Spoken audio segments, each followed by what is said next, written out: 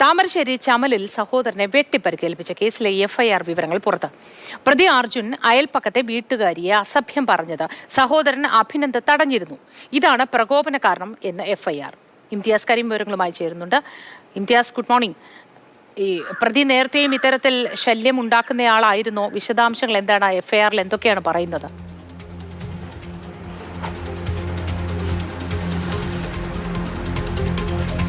Moti, very good morning. ഈ ലഹരിയുടെ കാരണം മൂലമുണ്ടാകുന്ന അക്രമങ്ങൾ തുടരുന്നു, അത് അവസാനിക്കുന്നില്ല എന്ന ഒരു സങ്കടകരമായ കാര്യമാണ് ആദ്യം പങ്കുവെക്കാനുള്ളത്. ഇതിലിപ്പോൾ ഇന്നലെ ഉണ്ടായ സംഭവമാണ്, ഇന്നലെ താമരശ്ശേരിയിൽ ഉണ്ടായ ഒരു സംഭവമാണിത്.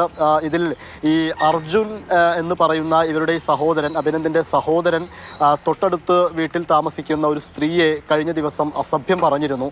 ആ അസഭ്യം പറഞ്ഞത് അഭിനന്ദ് ചോദ്യം ചെയ്തു. ആ ചോദ്യം ചെയ്തതിന് പിന്നാലെയാണ് തൊട്ടപ്പുറത്തുള്ള ക്ഷേത്രത്തിലെ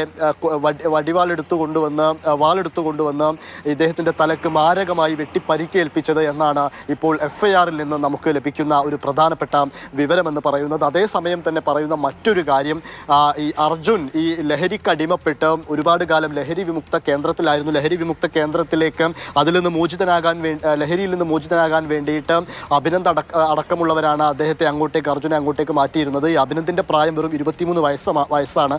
ആ പക്വതയോടുകൂടിയാണ് അർജുനെ അങ്ങോട്ടേക്ക് മാറ്റിയതും. പക്ഷേ അതിലുണ്ടായ ഒരു വൈരാഗ്യം കൂടെയാണ് ഇത്തരത്തിൽ ഈ സഹോദരനെതിരെ പ്രകോപനപരമായി പെരുമാറാൻ ഉണ്ടായ, വാളെടുത്ത് ആക്രമിക്കാനുണ്ടായ ഒരു കാരണമെന്നും പറയുന്നു. ഇത്തരത്തിൽ അർജുൻ്റെ ദുസ്വഭാവങ്ങളെ ചോദ്യം ചെയ്യുമ്പോൾ അത് അക്രമത്തിൽ കലാശിക്കുന്നു എന്ന് വേണം കരുതാൻ. എന്തായാലും ഇന്നലെ തന്നെ ഇവരുടെ പരാതിയിൽ, അഭിനന്ദ് നൽകിയ പരാതിയിൽ അർജുനെതിരെ കേസെടുത്ത് പോലീസ് അവരെ അറസ്റ്റ് ചെയ്യുകയും ചെയ്തിരുന്നു. ഇപ്പോൾ ഈ ക്ഷേത്ര കമ്മിറ്റി ഈ വാളെടുത്ത് കൊണ്ടുപോയതിന് താമരശ്ശേരി പോലീസിൽ മറ്റൊരു പരാതിയും നൽകിയിട്ടുണ്ട്. മോത്തി.